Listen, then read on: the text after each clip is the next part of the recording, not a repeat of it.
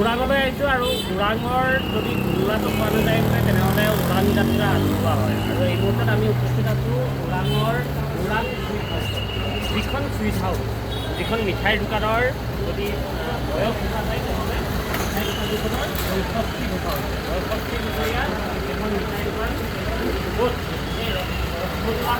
তেওঁলোকৰ এই ৰসগোল্লাটো famous ওৰাঙৰ rasgulla famous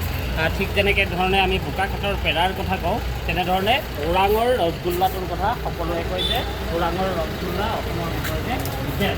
এই মুহূৰ্তত আমি যিহেতু এইখন দোকানত আছোঁ দোকানখন আৰম্ভ কৰিছিল কোনে বুলি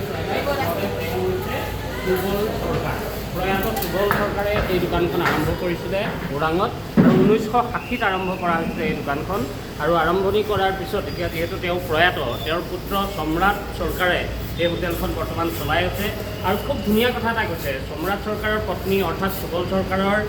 যিগৰাকী বোৱাৰীয়েকে এটা কথা কৈছে যে তেওঁলোকে সদায় নিৰামিষ ৰাখিবলৈ চেষ্টা কৰে তেওঁলোকৰ যিটো কাৰখানা হয় য'ত তেওঁলোকে মিঠাই প্ৰস্তুত কৰে সেই কাৰখানাটো তেওঁলোকে নিৰামিষ ৰাখে এটা কাৰণতে কি কাৰণ সেই কাৰণটো মই অকণমান কৰিব বিচাৰিছোঁ কাৰণ আমাৰ ইয়াৰ পৰা যিটো দেওঘৰৰ অনুকূল শ্ৰী অনুকূল ঠাকুৰৰ মন্দিৰ হয় তাত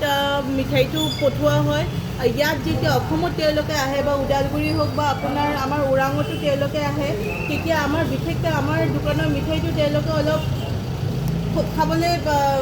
বিচাৰে সেইকাৰণে আৰু কিছুমান মানুহ এনেকুৱা হয় কি মন্দিৰলৈ গৈছে ৰাস্তাত সোমাব বা মন্দিৰৰ পৰা আহিছে বা কণ্টিনিউ কিছুমান দিন আমাৰ নিৰামিষ খাব লগা হয় তেতিয়া যেন সিহঁতৰ একো অসুবিধা নহয় সেইকাৰণে আমাৰ চিঙাৰাৰ পৰা আৰম্ভ কৰি পৰঠাৰ লগত ৰাতিপুৱা পুৰি তৰকাৰীৰ লগত যিটো চব্জি দিয়া হয় আমি চবতে পূৰাপূৰি নিৰামিষ ৰখাটো আৰু আজি 1960ৰ পৰা আজি 2025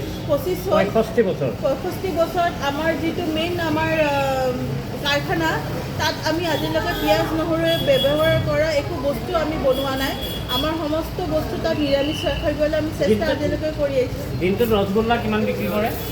দিনটোত আপোনাৰ ছিজনলৈ কথাটো হয় কিছুমান এতিয়া যেনেকুৱা আমাৰ পিয়ৰ গাখীৰটো নাই আমাৰ যদি পিয়ৰ গাখীৰটো আমি নাপাওঁ তেতিয়াহ'লে আমি লাগিলে নবনাওঁৱেই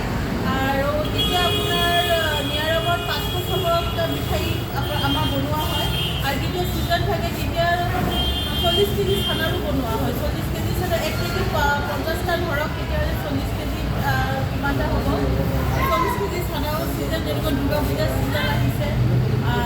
ঠাণ্ডাৰ ছিজন পিকনিকৰ ছিজন তেতিয়া আমি 40 কেজিৰ ওপৰত বনাবলৈ চেষ্টা কৰোঁ মানে প্ৰায় 2000মান বনাই 2000 আৰু 2000ৰ ওপৰত এইখনেই হৈছে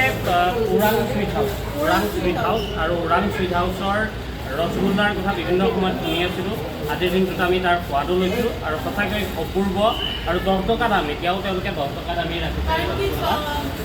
মানে আমি এইটো 10 টকাতে ৰাখিব চেষ্টাটো সেইকাৰণে কৰোঁ যে চবেই ইয়াৰ সোৱাদটো ল'ব পাৰে কাৰণ বহুতে আছে পইচাৰ অভাৱত বহুত ভাল ভাল দোকানৰ মিঠাই বা বেছি দামী মিঠাই খাব নোৱাৰে তেওঁলোকৰ যেন মনটো বেয়া নহয় সেইকাৰণে আমি 10 টকা ৰাখিবলৈ চেষ্টা কৰোঁ ধন্যবাদ জনাইছোঁ খুব সুন্দৰ আৰু ওৰাং চুইট হাউচ 65 বছৰ হৈছে 65 বছৰৰ পৰা তেওঁলোকে সদায়ো তেওঁলোকে গৰকক 100 বছৰীয়া যাত্ৰা তেওঁলোকৰ হওক বা তাৰ পিছতো তেওঁলোকৰ এই যি যাত্ৰা সেই যাত্ৰা অনিৰুদ্ধ হৈ থাকক